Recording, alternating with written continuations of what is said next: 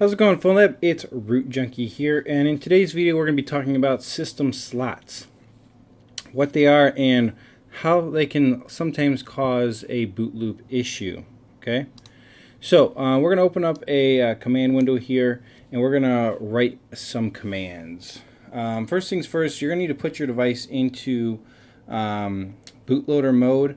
Or fast boot mode, which can be done by holding volume down and power. This is specifically for phones like the Pixel or the Essential phones that actually have multiple system slots. So if you have it connected, we're going to type in fast boot devices and see that we are connected. And then we're going to go into fastboot getvar all. And generally this gives you all the variables of the bootloader. Okay. And we're looking for some current slots. So right here you can see that the current slot is set to B. Okay, so it's pretty important. This will tell you also have slot count is 2. That's pretty standard. Current slot is set to B. Okay, so we've got that information. The other way you can check your current slot is just use the exact command instead of the getvar. So we can copy this over, and I'll give you these guys commands here below the video.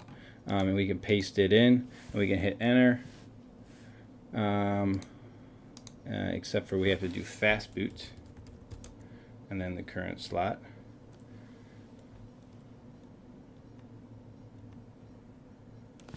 It's interesting, it didn't even copy that correctly. So getvar current slot. So fast boot getvar current slot, and it should return the slot number you're on. So we're on slot B. So let's say if you have a device that's boot looping, you can see its current slot is B. I would go ahead and do a factory reset, boot into recovery, factory reset the device. If that does not fix it, a lot of times this next command will.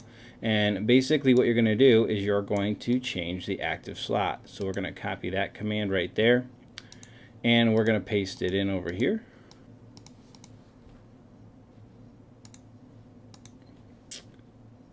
Alright, we're going to take it another notch. Since it's not copy pasting for some crazy reason, let's just put the command in manually.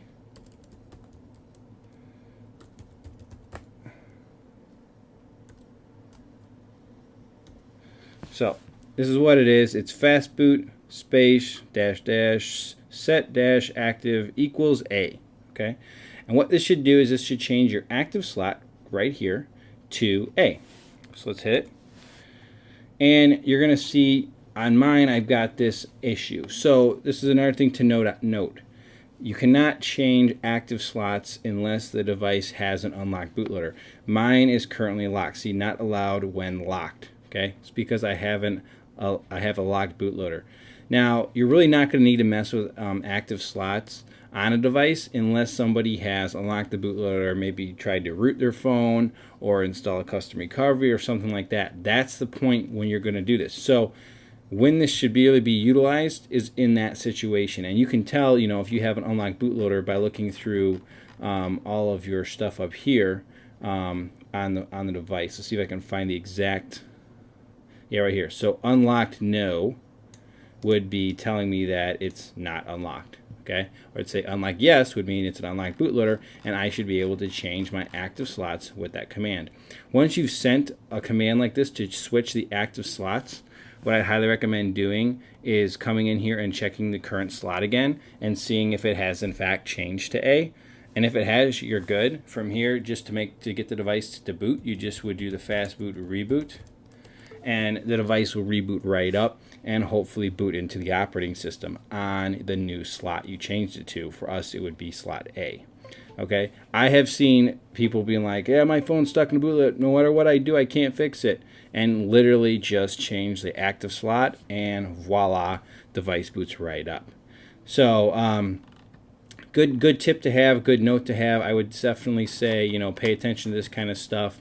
And if you're on a Pixel or Essential phone or something that has active slots, slot A and B, then this would be a nice trick to get the device booting again without having to maybe even lose data. You could try it before you even did a factory reset, and see if the device will boot up, and hopefully they won't even have to lose their data off their device. So just wanted to put this out there for you when it's coming to active slots here on Android devices. Hope you guys enjoy this video, and we'll catch you in the next one. Root Junkie out.